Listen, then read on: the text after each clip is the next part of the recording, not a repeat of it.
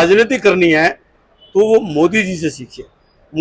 मोदी जी अपने आप में एक रिसर्च के विषय है। अच्छा। राजनीति के कि काम भी करना, जनता का दिल भी जीतना और पूरे देश की नहीं पूरे दुनिया की चिंता भी करना। 14 का चुनाव था तो देश की जनता भारत के प्रधानमंत्री के रूप में मोदी जी को देखना चाहती थी और वो सफल भी हुई। कभी सपने में नहीं सोचा होगा कि मुझे भविष्य में मुख्यमंत्री बनना होगा, मुझे भविष्य में प्रधानमंत्री बनना होगा, ऐसा उनके दिमाग में कभी नहीं आया होगा। जनता पार्टी ने एक बार नारा दिया था कि अभी तो हम जीत रहे थे, अब जीत की लड़ाई नहीं है, अभी हमको मत प्रतिशत बढ़ाना है। दयानंद जी के साथ जब भी वो मिलते थे तो स्वामी जी एक ही बात बोलते थे कि आपको गरीबों की चिंता करनी है।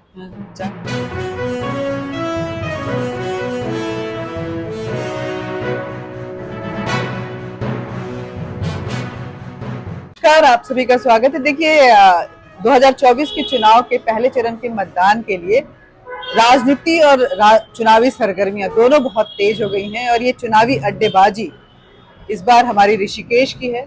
ऋषिकेश में घूमते हुए जब हम पहुंचे तो उत्तर दक्षिण एक रेस्टोरेंट दिखाई, बाई मद्रास कैफे ऐसा लिखा हुआ था। हम यहाँ पहुंचे और यहाँ हमारी मुलाकात हो गई गोविंद अग्रवाल जी से। गोविंद अग्रवाल जी की अगर बात करें तो यहाँ पे ये कई पदों को इन्होंने संगठन की तरफ से, आरएसएस की तरफ से वहन किया हुआ है और एक कद्दावर नेता आरएसएस और बीजेपी के नाम माने जाते हैं। सबसे बड़ी बात है कि जब नरेंद्र मोदी जी संगठन महामंत्री थे तब नरेंद्र मोदी को, जो आज देश के प्रधानमंत्री हैं, उनको स्कूटर पे लेके उनको जगह जगह ले जाया करते थे। बहुत बहुत स्वागत है आपका। और देखिए, क्योंकि ये तीसरी बार की लड़ाई है 2024 में, जब सत्ता पे कौन बनेगा प्रधानमंत्री को लेकर के ये चुनाव हो रहा है। नरेंद्र मोदी जी जिस तरह से अग्रेसिव रैलियां कर रहे हैं और लोगों से कनेक्ट हो रहे हैं, वो तो एक तरफ है ही, लेकिन क्योंकि आप इतने दिनों से जुड़े रहे हैं, ऋषिकेश में है, ऋषिकेश में नरेंद्र मोदी जी की एक आध्यात्मिक जुड़ाव भी रहा है संगठन के कार्यों के साथ साथ। तो इन सभी परिप्रेक्ष्यों को देखते हुए कैसा लग रहा है कि 2024 के चुनाव में जो ये एक आंकड़ा दिया गया है वो आसान रहने वाला है, थोड़ी उसके लिए जद्दोजहद हो सकती है? देखिए, मैंने 2014 का चुनाव भी मैंने लड़ाया और हरिद्वार लोकसभा का। हाँ। और 19 का भी लड़ा। हाँ। आज इस 24 के चुनाव को देख रहे हैं कि निश्चित रूप से जब 2014 का चुनाव था तो देश की जनता भारत के प्रधानमंत्री के रूप में मोदी जी को देखना चाहती थी और वो सफल भी हुई। और 2014 से लेके और आज 2024 तक जो उनका कार्यकाल रहा और शिखर में पहुंचने के बाद भी आज निरंतर उनका प्रभाव बढ़ता ही जा रहा है। हम अपने ऋषिकेश या उत्तराखंड क्षेत्र में देख रहे हैं, ऐसा नहीं, यहीं पर पूरी दुनिया में उनका प्रभाव बढ़ रहा है और उत्तराखंड से और ऋषिकेश से उनका विशेष लगाव रहा है। मैं समझता हूं कि मेरा संबंध उनसे काफी पुराना संबंध रहा है और उससे पहले भी जो उनकी मानसिकता है वो कहीं ना कहीं आध्यात्म से जुड़ी हुई है। अच्छा। और जिसके कारण से और विशेष रूप से वो जो उनका गुरु स्थान है वो भी ऋषिकेश दयानंद आश्रम। अच्छा। और स्वामी दयानंद जी के साथ जब भी वो मिलते थे तो स्वामी जी एक ही बात बोलते थे कि आपको गरीबों की चिंता करनी है, चाहे गरीबों के लिए रहने की व्यवस्था हो, उनकी चिकित्सा हो, उनकी शिक्षा हो।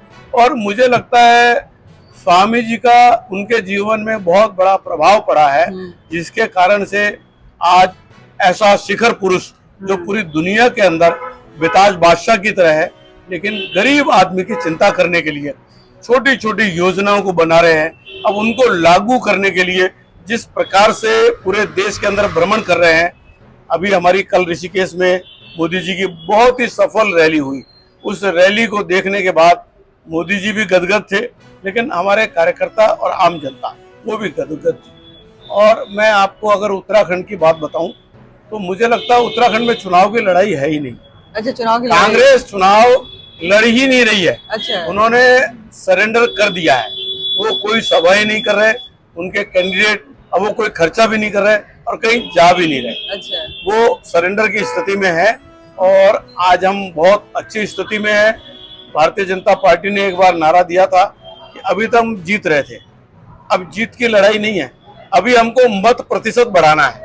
मुझे लगता है मत प्रतिशत की लड़ाई में भी हम बहुत आगे चल रहे हैं। तो इन परिस्थितियों को देखने के बाद आज लगता है कि जो हमारा लक्ष्य था, जो 10 साल का उन्होंने काम किया है, और जनता ने ये मन बनाया है कि मोदी जी को आगे हम 5 साल का और मौका देंगे। और मोदी जी ने कहा भी है एक दो प्रोग्राम में कि असली जो है काम वो अब होंगे। अच्छा। अभी तक जो था वो ट्रेलर था, अब पूरी जो पिक्चर है अभी आने वाली पूरी पिक्चर अब बाकी है। तो अब उसी का इंतजार हम कर रहे हैं। अच्छा, आप तो मोदी जी के इतने करीबी रहे, उनको स्कूटर पे लेके घूमते थे तब, हाँ, और अब के मोदी में अगर हम कंपेयर करें तो मतलब तभी की बात पहले करते हैं कि कैसे थे मोदी जी उस समय में, किस तरह से आपकी बातें होती थी, किस तरह से उनका व्यवहार था, क्या उनका स्वभाव था, क्या पसंद करते थे, क्या नापसंद करते थे।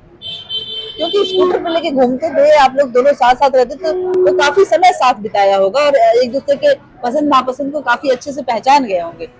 देखिए, मोदी जी ने जीवन में केवल प्रधानमंत्री या मुख्यमंत्री वो सीधे नहीं बन गए।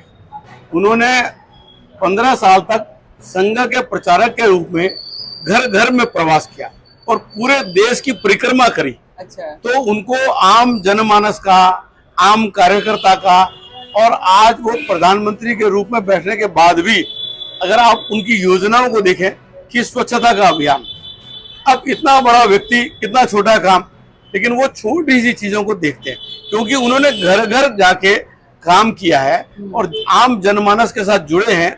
आज भी कल जब मोदी जी यहाँ आए तो मुझे कुछ कार्यकर्ता बता रहे थे जो उनको हेलीपैड में लेने गए, वो बता रहे थे कि वो उनके सुख दुख की, मतलब उनको एक 5 सेकंड 10 सेकंड का टाइम मिला, लेकिन उस समय भी उस कार्यकर्ता के सुख दुख की बात कर रहे थे। अच्छा। और कैसा चल रहा है, कोई दिक्कत तो नहीं है।